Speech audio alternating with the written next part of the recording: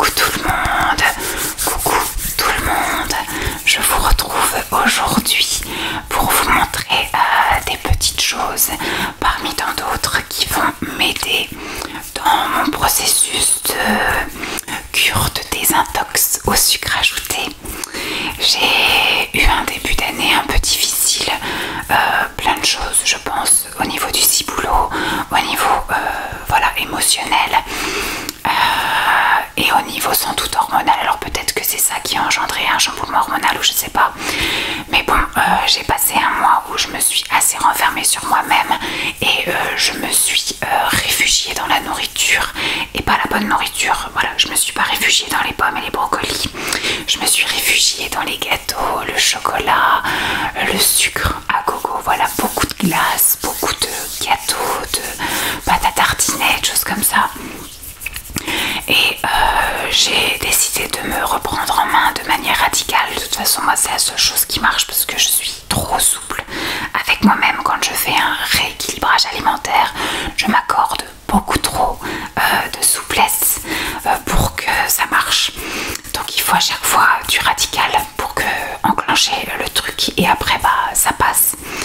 Donc j'ai décidé de me faire au moins un mois, mais je pense que si le mois se passe bien, je continuerai peut-être 2 mois ou 3 mois supplémentaires et cet été je ferai voilà, pas de restrictions, je vivrai normal, pas d'abus mais pas de restrictions. Là je suis pas trop dans la restriction, je suis juste dans le fait de trouver des alternatives à mes envies. Pour le moment je touche de la peau de cochon, je sais pas comment on dit, de la peau de singe et de la... bref, puisque ça fait déjà 2 semaines que j'ai commencé ma cure sans sucre ajouté. Donc c'est ça que je voulais vous dire. Le radical, c'est j'arrête tout le sucre ajouté raffiné, c'est-à-dire bah, les gâteaux, les bonbons, tous les trucs où il y a trop de sucre.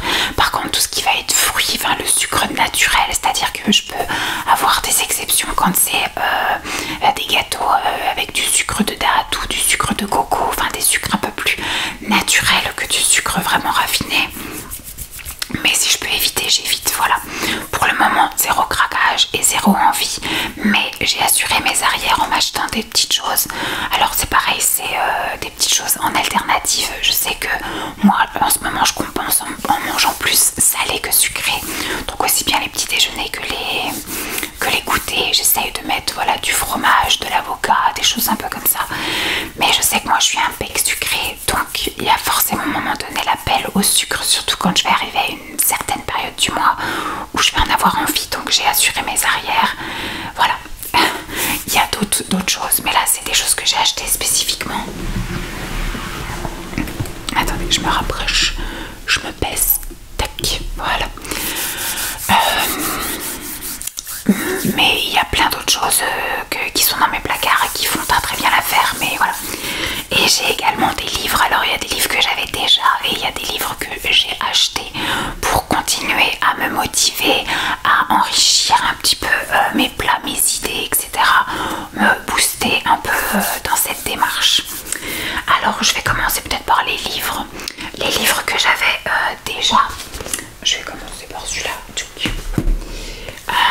J'avais acheté, d'ailleurs vous voyez j'ai des petits post-it partout parce que c'est des recettes que j'ai repérées et que voilà, que si je suis en manque d'inspiration je peux les piocher ou que j'ai envie de tester ou que j'ai déjà testé bien évidemment.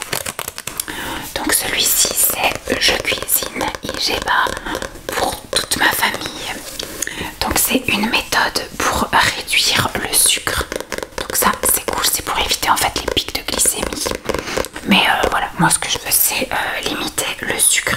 Ce sont des recettes très simples avec des idées de menu. Et c'est de Alban. Alors Reclus, moi je la connais sur YouTube. C'est comme ça que j'ai acheté son livre. J'ai d'abord connu la personne. Donc il y a tout un explicatif là au début. Après vous avez effectivement des idées de menu, etc. Et vous avez des recettes. C'est plutôt simple, accessible. C'est pas avec des choses à aller chercher à droite à gauche. C'est des choses que vous pouvez trouver en magasin, au pire en magasin bio, mais maintenant il y a des magasins bio à tous les coins de rue. Avant quand on parlait magasins bio c'était surtout dans les grandes villes, etc. Là maintenant vous avez des magasins bio un petit peu partout.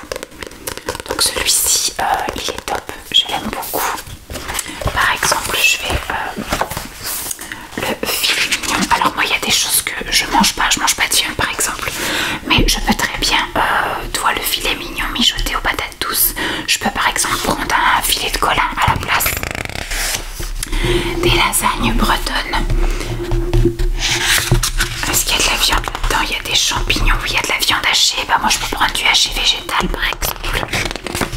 Voilà, il y a des tomates farcies végétariennes. Bon, c'est végétarien, mais j'aime pas les tomates. Moi j'aurais tendance à plus prendre, vous savez, les courgettes rondes.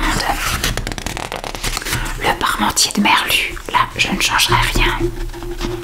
Par exemple dans les recettes que j'ai retenues, alors là il y en a le chili végétarien One Pot,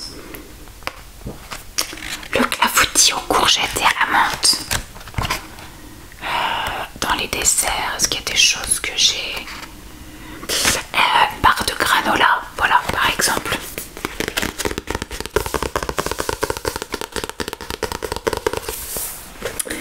Sinon, j'avais 3 livres de la même autrice. Hop. Je réussis ma cure détox sucre. Il y a un peu moins de post-it parce qu'en fait toutes les recettes sont bonnes à prendre. Donc moi je fais, voilà, quand j'ai besoin de quelque chose, je sais où fouiller. Donc je vais fouiller. Je fais très souvent les pancakes, voilà, je fais les crêpes, les gaufres, etc. Ce sont ces recettes à elle. Donc je mets pas de post-it là, faudrait que j'en mette à toutes les pages. Donc aucun intérêt. Donc celui-ci il est vraiment top aussi. Je sais pas comment je l'ai connu. Je crois que je l'ai connu via une youtubeuse qui en parlait. Donc là c'est pareil, il y a toute une partie avec des explications de qu'est-ce que c'est IGEBA, parce que c'est surtout ça, hein, c'est comprenez, cuisiner IGEBA au quotidien. Comment ne pas craquer, il y a des recettes faciles et rapides. Et donc il y a, je sais pas s'il y a des idées de menu, je pense oui. Mais voilà, vous avez beaucoup d'explications. Vous avez des tableaux avec les indices glycémiques. Donc moi je suis pas encore à cet extrême là.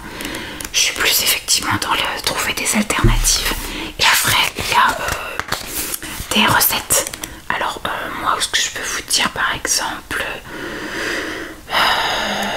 elle fait un granola salé par exemple, shakshuka, dalle de lentilles, pareil j'avais regardé la recette là, curry de légumes, tatin d'oignon, aubergine farcie, sandwich d'aubergine, là je mange pas de viande, wok à la cantonaise, des nuggets de poulet, je mange pas non plus, flan brocoli, tagine de poulet, moi je peux mettre avec autre chose, une tartiflette de poireaux et quinoa. Mais après moi ce qui m'intéressait beaucoup c'était par exemple les pâtes brisées, pâtes salées, pâtes pour le crumble, pâtes à pizza, pardon, des petits pains express, des pains de graines.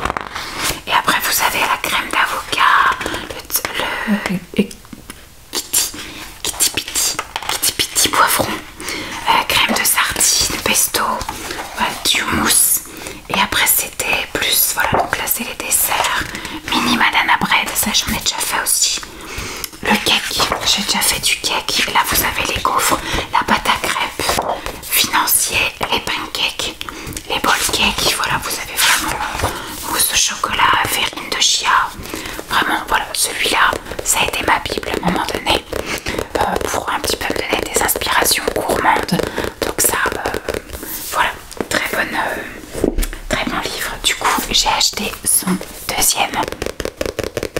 Donc celui-ci c'est Je réussis ma détox sucre 2 et là c'est spécial dessert. Écoutez, comme je vous ai dit, moi je suis un bec sucré, donc j'ai toujours tendance à aller vers le sucre et j'ai essayé de trouver des alternatives avec pareil. Donc là il y a de nouveau des petits splits d'applications, des petits tableaux comparatifs, tout ça et après on passe vraiment dans le dur avec voilà, gâteau choco-noisette, un gâteau fondant aux pommes, un amande, voilà, pain d'épices, fondant coco, tarte, voilà, il y a vraiment plein de recettes bien sympathiques. Et voilà, j'ai voulu acheter donc le deuxième, j'ai voulu acheter le troisième, je crois que c'est celui-là, je sais plus, je sais qu'il y en avait 4 à la base à un moment donné qui étaient sortis et j'en avais acheté un, mais j'avais regardé les recettes et il y avait peut-être quoi 3-4 recettes qui m'intéressaient. C'était un bouquin qui était en partenariat avec une coach sportive et il y avait des exercices, des choses comme ça. Je savais que j'allais peut-être pas forcément faire les exercices de la personne et surtout recettes qui étaient proposées ne me correspondaient pas. J'avais pas trouvé mon bonheur, donc j'avais renvoyé le livre. Sinon, de la même autrice, j'ai acheté le cahier de coaching.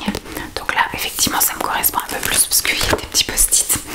Donc là, c'est vraiment un cahier avec des explications. Et vous avez effectivement, il y a des recettes aussi, mois par mois, mais vous avez vraiment un agenda. Alors moi, ça me chagrine. Il faudrait que j'écrive au crayon de papier dedans et en appuyant pas trop fort. J'arrive pas à écrire dans les beaux livres comme ça parce que ça fait comme si... Là, c'est pas un truc qu'on peut jeter, quoi. Ou alors, il faut vraiment que je parte en début d'année et que je me dise, allez, c'est mon année de perte de poids et je suis ce truc-là et on est parti, quoi. Parce qu'il y a donc les fameux semainiers où vous mettez... Et puis, il y a le sommeil, le stress, les activités sportives, les moments pour soi. Il y a les réussites, les défis de la semaine, les émotions, les petits bonheurs. Et puis vous avez des bilans tous les mois, voilà, des petits bilans tous les mois. Et à la fin, vous avez de la lecture aussi entre chaque mois. Et à la toute fin, vous avez encore plein de petites recettes. Voilà.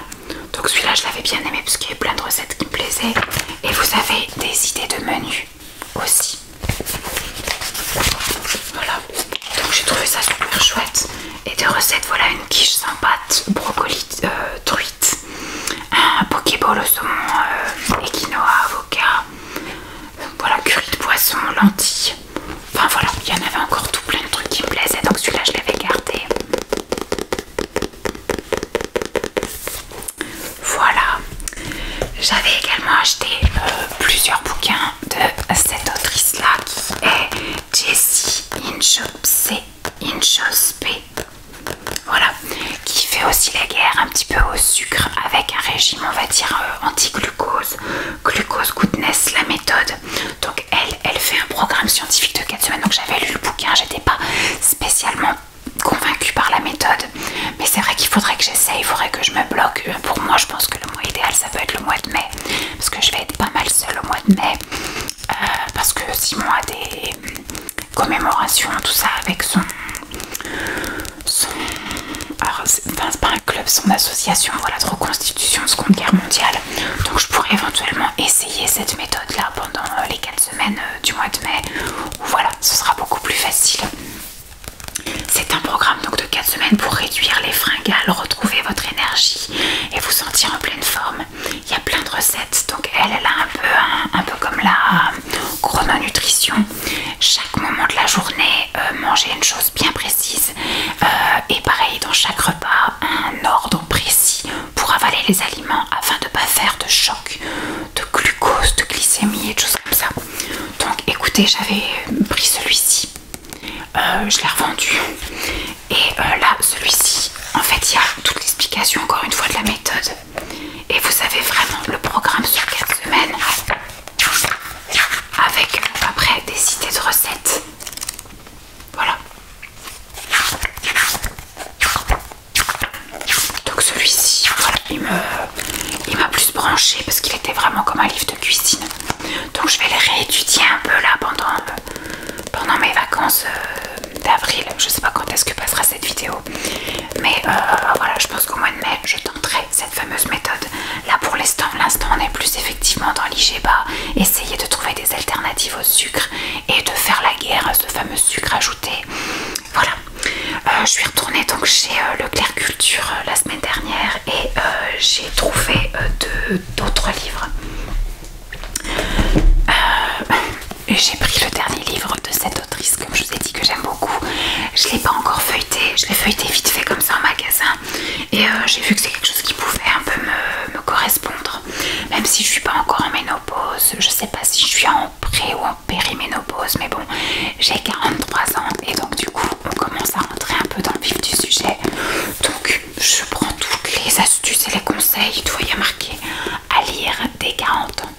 Donc je prends tout ce qu'il y a à prendre, je prépare ma ménopause et je le vis bien, des solutions naturelles pour réduire tous les désagréments, recettes, menus pour éviter la prise de poids, comprendre ses hormones et les rééquilibrer, focus anti-stress et gestion des émotions, soins express peau et cheveux. Donc vous avez effectivement explications encore, tic, tic, tic, tic, tic, tic, tic, des conseils, etc. sur le sommeil, des histoires de menus et bien évidemment à la fin encore des recettes.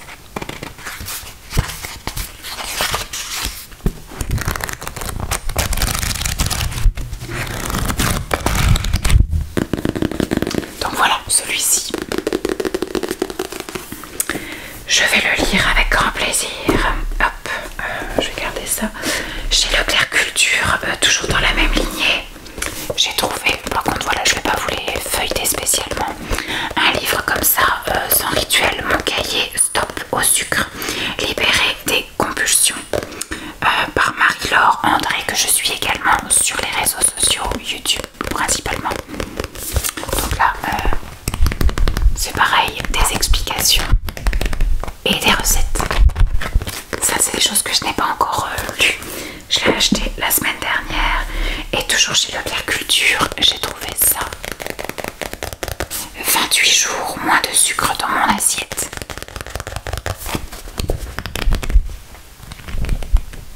Des explications et des recettes.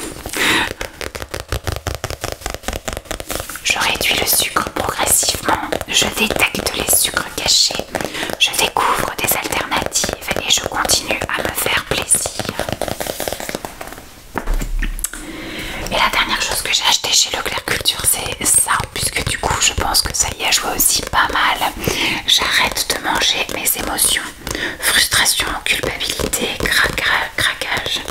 Donc c'est pour apaiser ma relation à la nourriture et mincir durablement. Donc on est encore sur de l'explication et des recettes.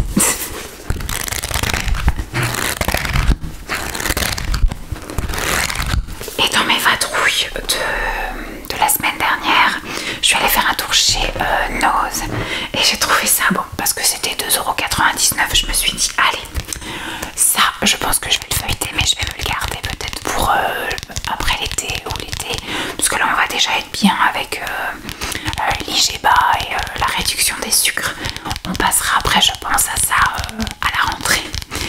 Donc là c'est Top Shape en 30 jours avec Myriali, Trottier, plan d'entraînement efficace et 80 recettes savoureuses.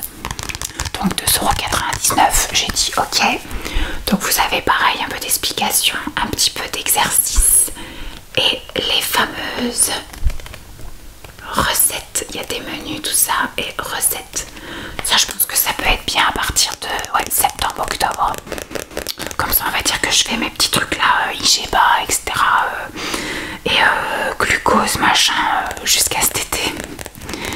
Ensuite cet été on essaye, comme je vous ai dit, de profiter de la vie parce que je pars en vacances chez mes parents. Donc on ne fait pas d'orgie, mais on ne fait pas non plus de restrictions à outrance. Un peu d'exercice parce qu'il y aura un peu de marche, un peu de nage, tout ça.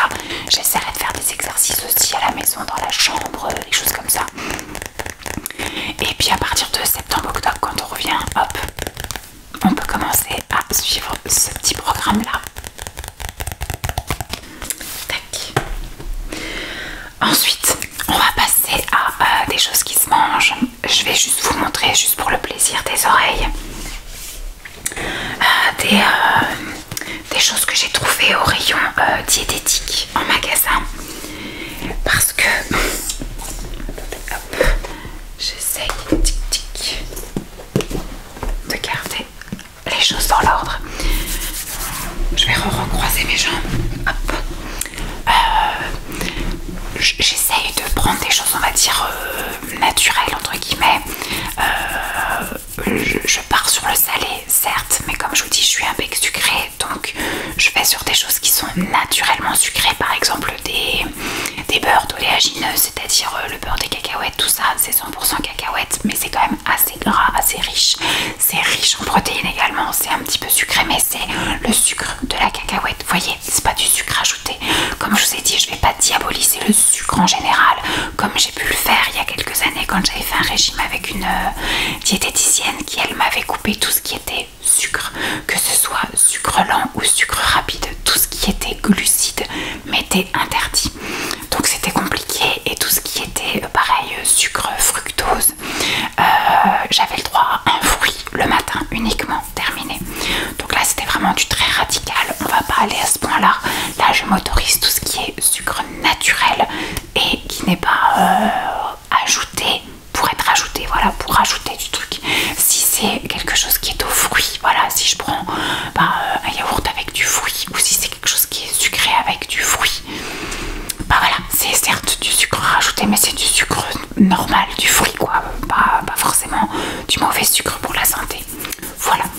Mais comme je vous ai dit, en plus de toutes ces petites alternatives qui est au lieu de prendre du Nutella, prendre du beurre de cacahuète ou du beurre de pistache, enfin, vous savez, de la purée de pistache, voilà, de la purée d'amande, de la purée de noisette, moi j'ai tout ça, toutes les purées d'oléagineux je les ai dans le garage, j'ai tout ça. Après il faut sur quoi on applique tout ça quoi, donc voilà, je sais qu'il y a moi je prends du pain, je prends pas du pain blanc. Je prends, voilà, quand je vais à la boulangerie et tout, je prends toujours du pain qui est assez foncé, du norvégien en général, du viking, tout ça là, du nordique. Ça s'appelle un peu différemment dans toutes les boulangeries. Mais sinon après j'essaye de trouver voilà, des biscottes complètes ou alors avec des fibres, des choses comme ça, éventuellement aux céréales. Mais il y a des fois j'étais envie, voilà, j'ai envie de brioche ou j'ai envie de petits pains, j'ai envie de choses, voilà. Pour l'instant ça n'est pas encore arrivé mais je sais que ça va arriver.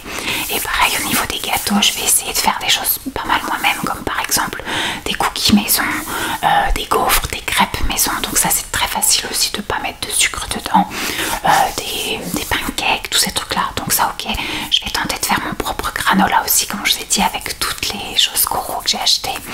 Donc ça c'est prévu aussi au programme.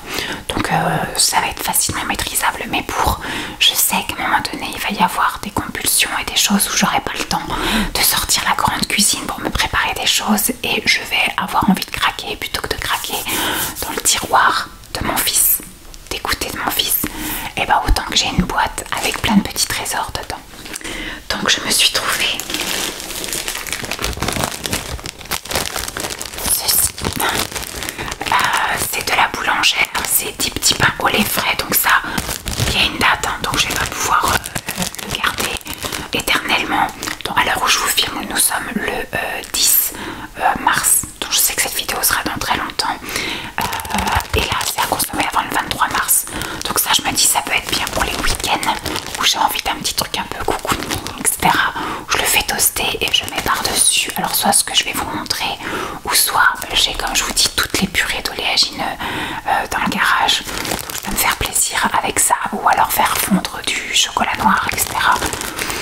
Voilà, donc j'ai lu la compo, elle est plutôt sympathique. Bon, ça aurait été bien que ce soit à la farine complète, mais au moins là c'est du sans sucre ajouté, c'est déjà ça.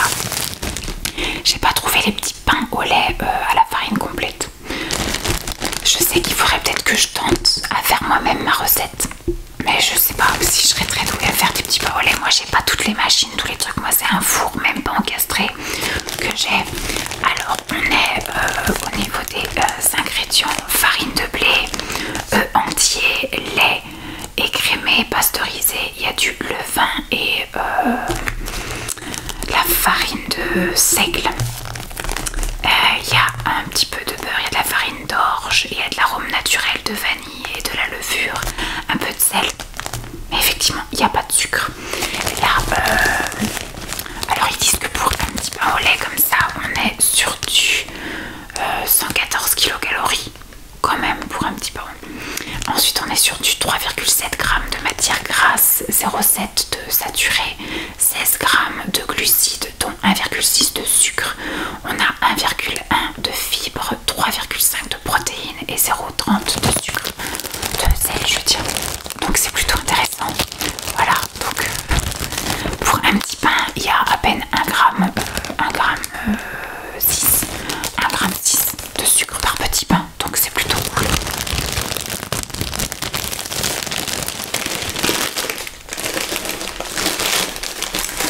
Ce que je peux mettre éventuellement par dessus, c'est ça, j'ai trouvé. Alors j'avais déjà goûté la fraise qui est très bonne, que je finirai par racheter également parce que dans les crêpes c'est génial. Là j'aime bien aussi la confiture. Alors là ils appellent pas ça confiture, ça n'a pas de nom, c'est marqué gerblé sans sucre ajouté, abricot, riche en fibres, Nutri-Score A avec moins 88% de sucre. J'ai mon micro qui fait des siennes. En fait c'est comme un écrasé de fruits avec un édulcorant, c'est du maltitol. Maltitol. Et donc au niveau des valeurs nutritionnelles, donc on est pour 100 grammes à 77 kcal.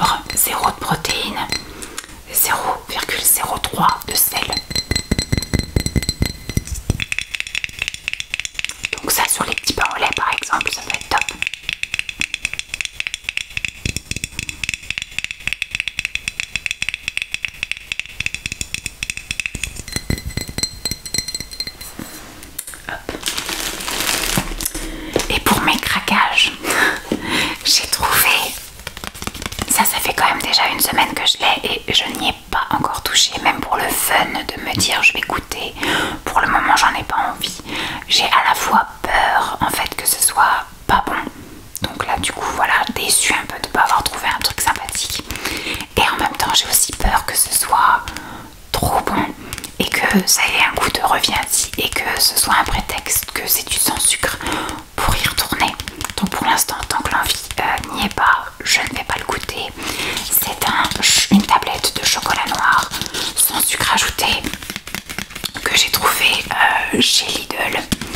Voilà, donc on est sur un chocolat noir à 70% et donc pas de sucre ajouté. Il y a de la pâte de cacao, il y a de l'édulcorant, il y a du beurre de cacao maigre en poudre, de l'émulsionnant et de l'extrait de vanille. Voilà. Au niveau des valeurs nutritionnelles, pour 100 g, on est à 522 kilocalories, 42 de gras, dont 26 de saturé. On est sur du 34 g de glucides, dont 1,2 de sucre, 7 de fibres, 8 de protéines et 0,03 de sel.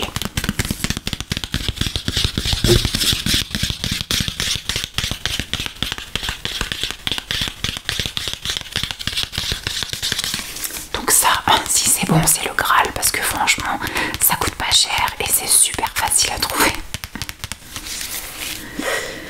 Sinon, on passe maintenant au... Voilà. Alors, ce que je ferai, c'est si un jour j'ai envie vraiment soit de les goûter, parce que je voudrais aussi les partager comme ça à goûter, ou soit vraiment si j'ai d'un coup une compulsion, une crise et que je veux assouvir, bah, je taperai dedans. Mais je voudrais également faire goûter à mon fils qui a tendance à être très bec sucré également et à un peu se lâcher. Il mange rien à la cantine. J'ai été happée par la personne qui s'occupe de lui le midi à la cantine et qui m'a dit il ne mange rien. Il trie, il y a toujours une excuse de il y a du gras, il y a ci, il y a ça, il ne mange pas le midi. Le soir, c'est très compliqué aussi de le faire manger, même si j'essaye de faire des choses qu'il aime. En mélangeant aussi, voilà, en le forçant à manger quand même un peu de légumes et de protéines, etc. Mais par contre, voilà, au petit-déj et au goûter, monsieur se lâche. Il a tendance à beaucoup manger de trucs pas très sains.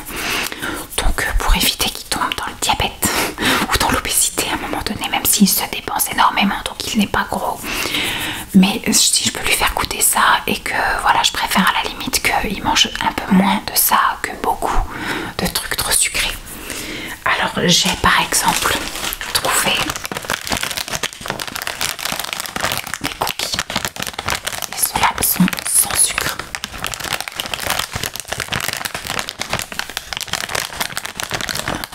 Alors il y a plein d'autres choses. Moi j'ai surtout ciblé le chocolat parce que le chocolat c'est la vie. Il y a beaucoup de choses aux fruits également, ou bien noix de coco, vanille ou nature, vous savez. Style avec des graines, voilà. Mais moi je sais que si je dois craquer, j'aurais des envies de chocolat, donc je préfère assurer mes arrières. Donc là on est sur des cookies sans sucre. C'est écrit un peu petit, mais on est pour 100 grammes à 254 kilocalories, 24 de matière grasse, dont 6 de saturé, 16 de glucides, dont 2 de sucre. C'est ça? Non. 63 de glucides, dont 0,5 de sucre. Ah oui, 0,5 de sucre quoi. Après les autres trucs c'est les acides, acides gras, etc. Donc ça c'est pas très important. En protéines on est à 5,9. Donc là il y a 0,5 de sucre aux 100 grammes.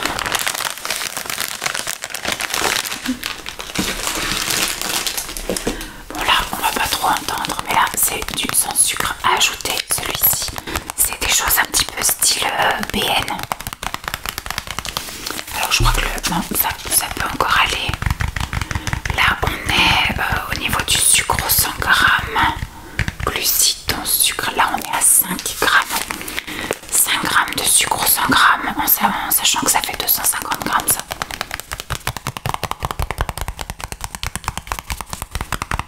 Celui-là ne fait pas trop de bruit. Là c'est un paquet un petit peu Pépito granola.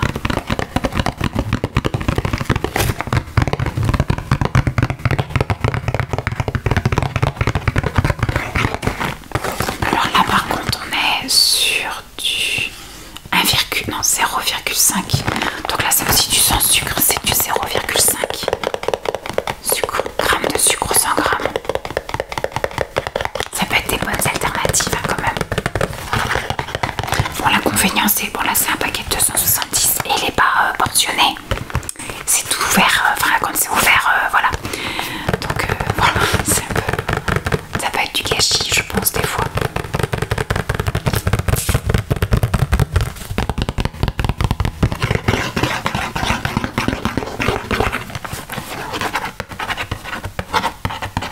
Sans sucre, sablé, nappé, chocolat. Et c'est sans huile de palme également. Alors, j'ai la version, donc là c'est du sans sucre ajouté, tablette chocolat noir. J'ai la version de cette marque là, un petit peu écolier. Et là c'est des petits paquets portionnés. Donc c'est cool, là on est sur du 1,3. Donc là c'est le sucre du chocolat en gros. 1,3 g de sucre au 100 g.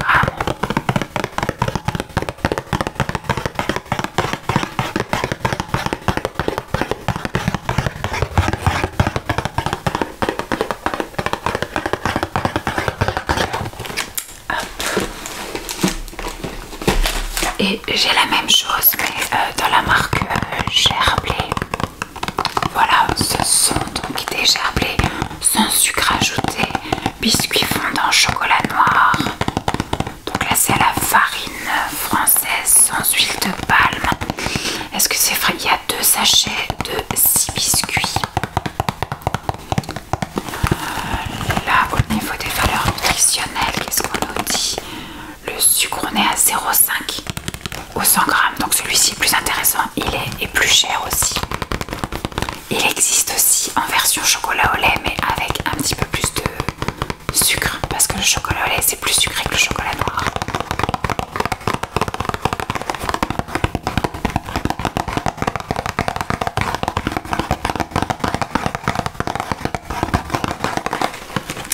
Et la dernière chose, ce sont ces petits gâteaux qui font très envie aussi et qui sont sans sucre également.